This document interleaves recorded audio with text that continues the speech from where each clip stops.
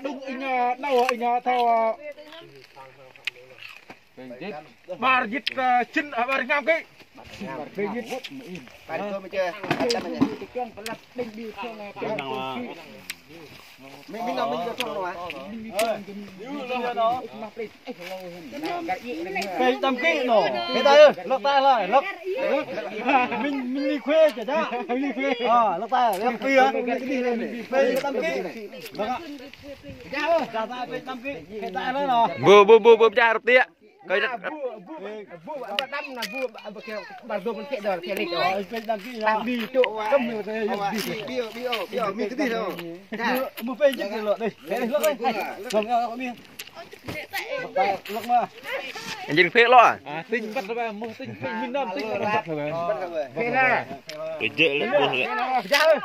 mẹ ra thôi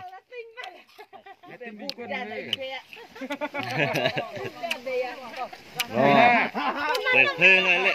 phê play đi đó tôm kia con năm phê phê năm mà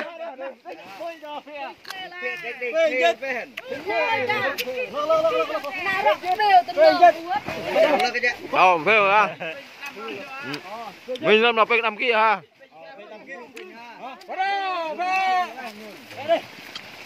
anh dừng phê nhân thứ lăng hình lên là đồng yêu phê nó tinh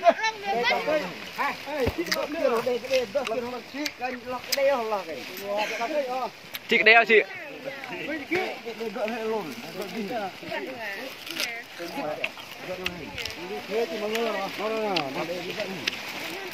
khuyên này rắm ăn đi rắc gì à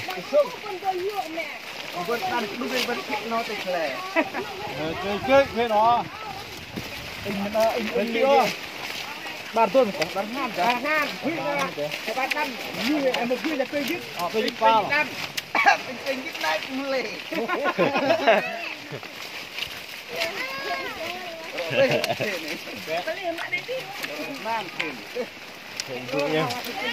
Cái chuyện này là chuyện ta chưa làm ai à? ai chưa à? Ai à? Đi ban sáng hàng một bình.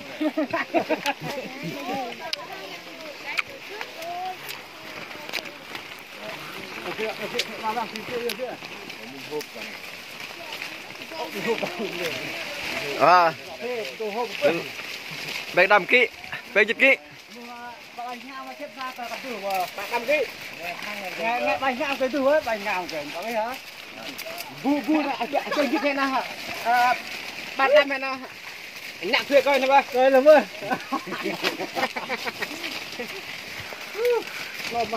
mà thuê đầm đẽo thuê đầm đây vu ra thuê đầm đây thương này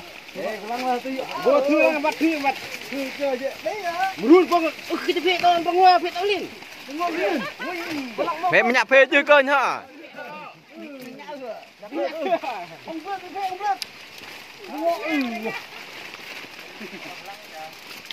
nó ngon liền luôn này thế thứ hả lấy thế gì hả cái này kia được hút nhé à ngược đi cho em nói lăng gì lần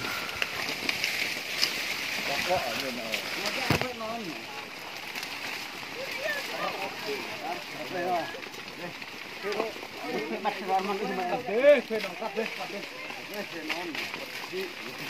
yên bát đâm là yên chờ tôi đi hết rồi nó biết chờ anh quắt đi bên đây rồi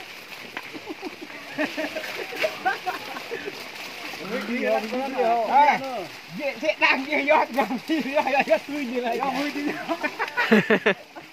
mức anh chưa mà coi nhỉ có cái gì chưa anh vô rồi đang làm mình bè đầm kỹ đâm cây in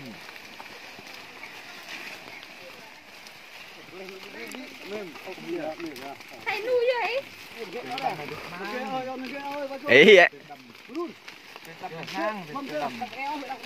cái đâm này tinh ban nâm bao nhiêu chuyện hả na nhon là mình cho nó play này để bên nó bọc play sẽ play lực nhon kia là mình nó play đâm kia là cari cái tin mà Lu nữa. Bắt chạm kia được năm kia bắt nó mình hai kia này này gì bắt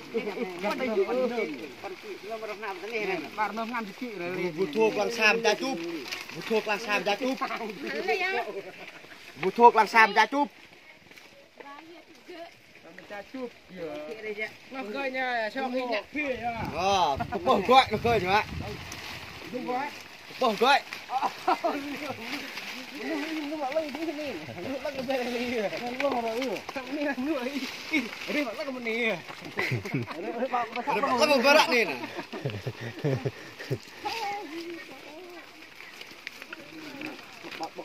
bàn ngam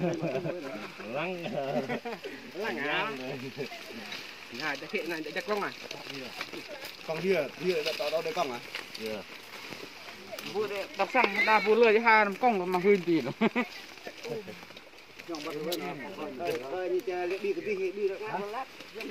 làm mi đây cái con cái cưa cái cười mưa coi nó phê dứt vậy nó phê mùi nó lên đó ra họ đi đó bây giờ hòn luôn ạ một bên 20 một bên rồi bên 20 ông ơi bên mấy ký ông ơi 15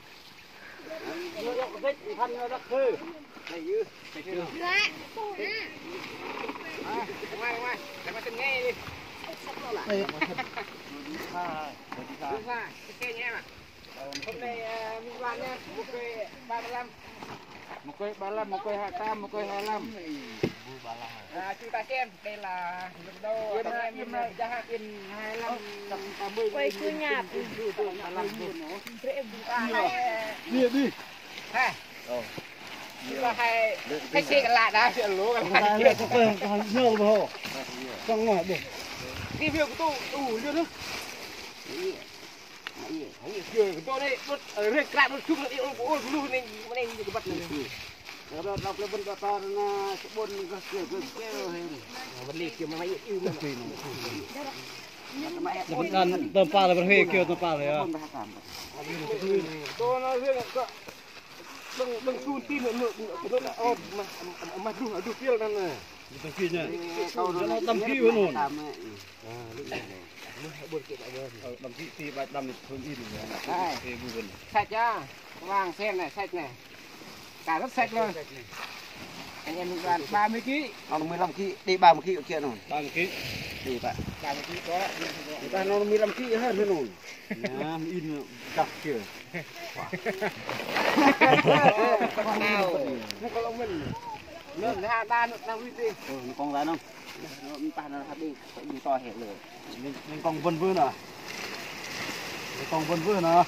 con chưa nổn ôi mình con vân vân chứ con chít lôi đâu bài kia chỉ con thưa bài kia làm gì về dịch xin về dịch nào về đâm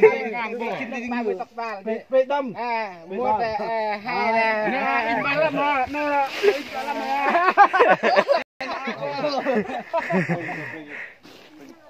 35 y vậy chạy phiên lại đi tay pe đâm nó thế về nó phải đâm để lên in rồi lên chỗ chơi đai sang tụm in về bà con ơi con không con mẹ y vậy con cho bạn được về con mình nuôi nó con mình lên